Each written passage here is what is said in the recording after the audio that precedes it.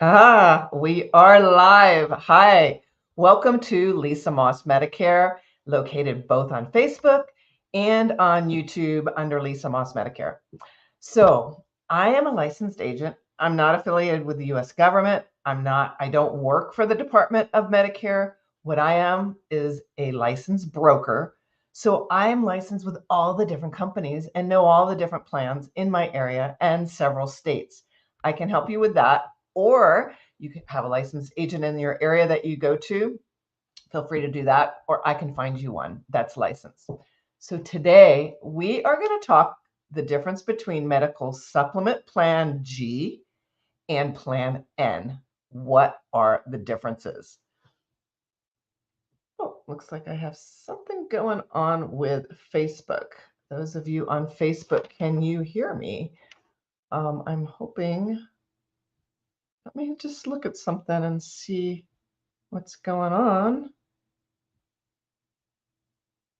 I'm not sure. Hopefully you can see me. If not, you can see me over on YouTube. So anyway, let's go back. So Medicare supplements, what are they first off? Well, when you sign up for Medicare, you're signing up for A and B originally when you turn 65 or when you quit working. A, remember, is your hospitalization. B is your doctors. Now, it only covers 80%. So you have a 20% gap. Original Medicare, when it first came out in 1966, you only had Medicare supplements. Medicare supplement is a Medigap plan. It covers that 20% gap, and then you also have a standalone drug plan. That's one option. Now, in today's times, you have another option. You have what's called Medicare Advantage, and that kind of lumps everything together, your A, your B, your 20% gap, and most of the time, your drug cost. We're not going to talk about Medicare Advantage today. We're only going to talk about the Medicare supplements, the Medigap plan, the plans that pay that 20%. Now, one nice thing with the Medigap plans is there isn't any prior authorization like there is with Medicare Advantage. At times with Medicare Advantage, your doctor may say you require this operation, and the insurance companies say, okay, first we have to get an authorization. Or even with drugs, we need prior authorization. We're seeing that a little bit more with Medicare Advantage. Medigap, no. You don't have any prior authorization whatsoever. You also do not have any networks. With Medigap plans or Medicare Advantage plans, these plans are portable. They go with you, not with the service area. Medicare Advantage, most of them are HMOs linked with a service area, not Medigap plans. These go with you anywhere you go in the United States, in the 50 states and our territories. As long as they accept Medicare and they accept a Medigap policy, you are golden. You also can choose your own drug plans with these supplemental plans. So you choose a standalone drug plans. They run from 40 cents up to about $120. It depends on, and they're not linear. The 40-cent plan may be even better. Your agent, it's their responsibility to put all your information into their system and make sure that your drugs are on those drug plans. You also, these are permanent policies, so they cannot be canceled. Even if your provider does not sell those plans anymore in your area, they still have to offer you that plan as long as you pay your premium. I always tell my clients that make sure that you choose the right carrier.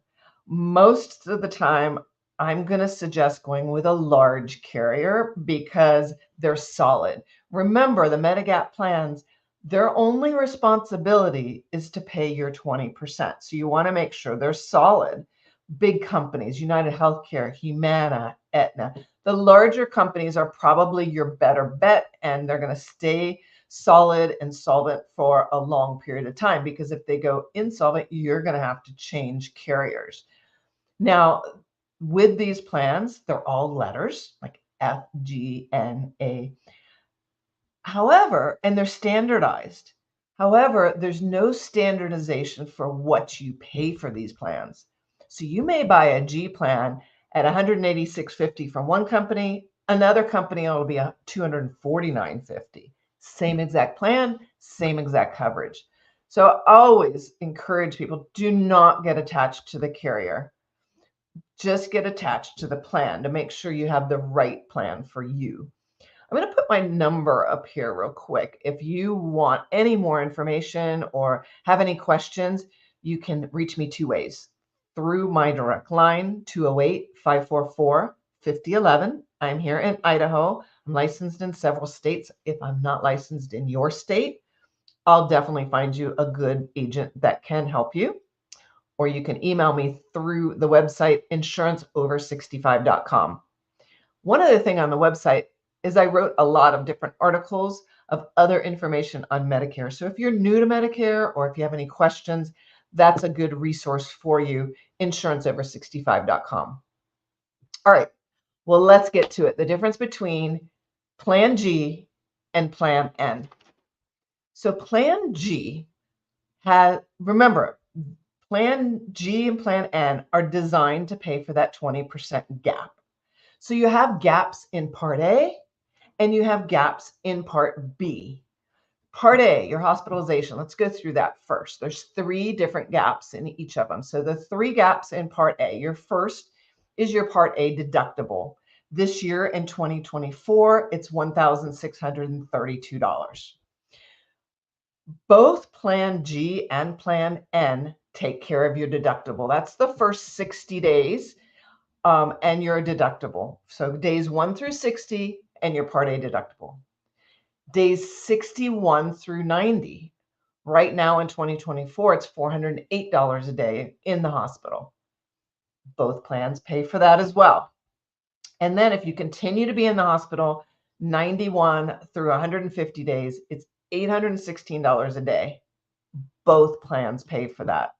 About 10% of the population only has A and B. They don't have a Medigap plan. And you have to have A and B in order to purchase a supplement or Medigap, same thing. When I say Medigap or supplement, I'm saying the exact same thing. 10% don't have that. So they're responsible. If they're in the hospital 150 days, they're going to get a huge bill. They're responsible for that 20%.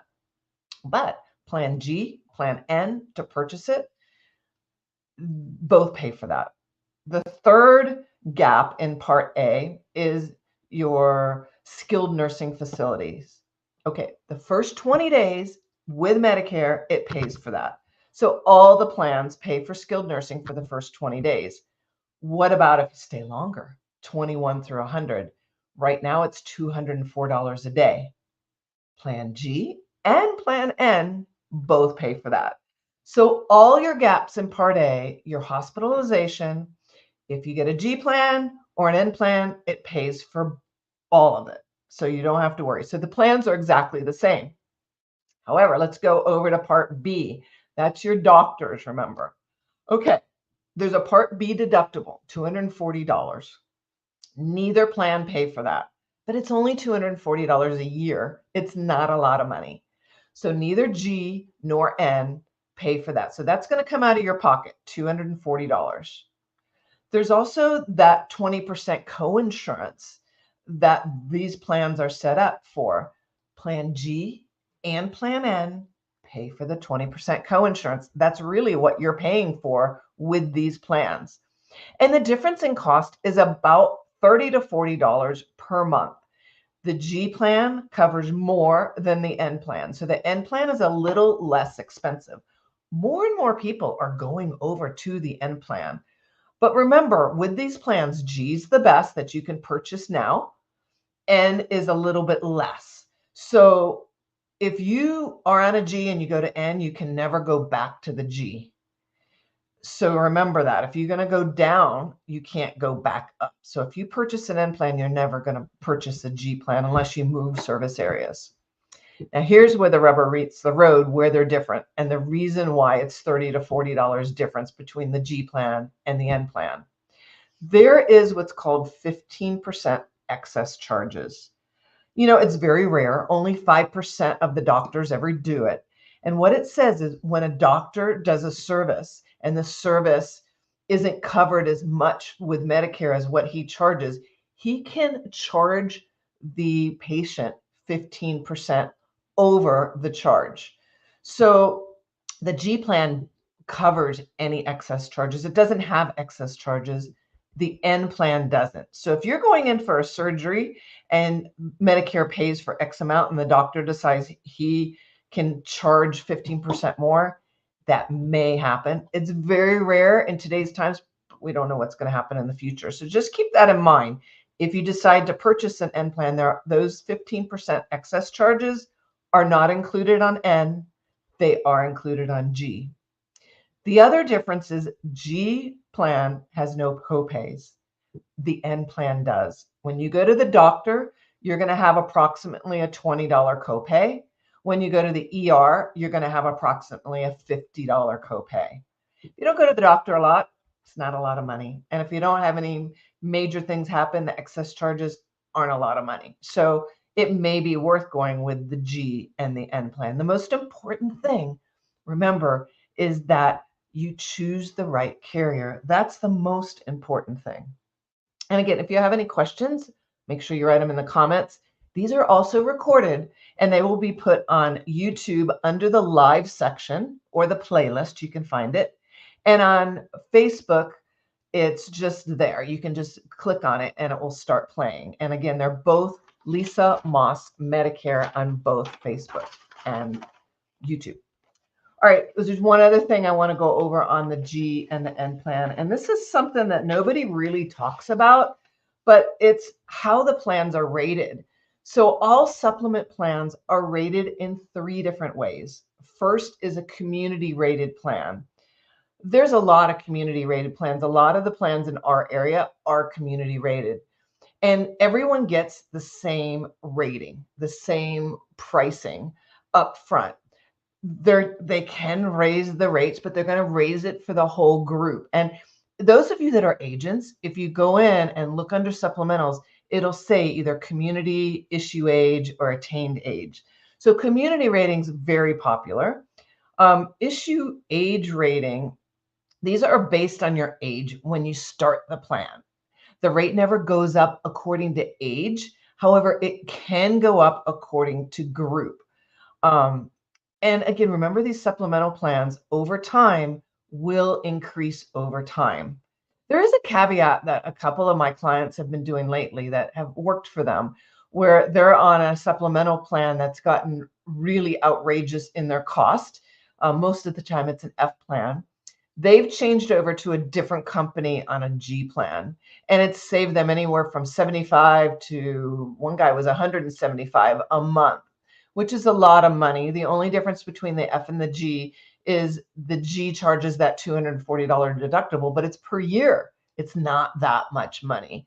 So that rate, when they change from one supplement to another supplement, they have to keep that rate for a year. However, after that, depending on how your plan is rated, it can go up. So there's community rated plans, there's issue age rated plans, and there's attained age rated plans. A lot of the states have attained age rated plan. And every year the age increases and it increases in your costs. It's less expensive up front, but as you age, it's going to get more and more expensive. So that's something just to kind of keep in the back of your mind. They're not that different, but the attained age plan may be less expensive in the beginning. So as you age, you may want to choose that plan. Sometimes you don't have that choice. So on these plans, again, it's per your county. However, your county has different plans. Some counties only have 6 or 7 choices. Some of them have 20 or 30 choices. So remember with these plans, though, do not get attached to the company. Get attached to the plan. Have your agent call me, call your agent, find out the different options that you have if you're going to go supplemental plan. And then you're going to have a standalone drug plan as well. One thing to know is you can change your supplement plan throughout the year. However, it will go to underwriting. There's 6 states in the United States that have the birthday rule. It says on your birthday and 63 days later, you can change plans from supplement to supplement and not go to underwriting. You get guaranteed issue. So that's something to notice. If your plan's getting too expensive, you may want to change your birthday and 63 days later. Also, at the end of this year, there may be an opportunity for those of you to change from a Medicare Advantage over to a supplement. If you're finding Medicare Advantage, the rate has changed 15% or more, then you can go back to a supplement if you want. Again, that's something you want to sit down with your agent, look at your doctors, look at your medications, make sure everything's in network.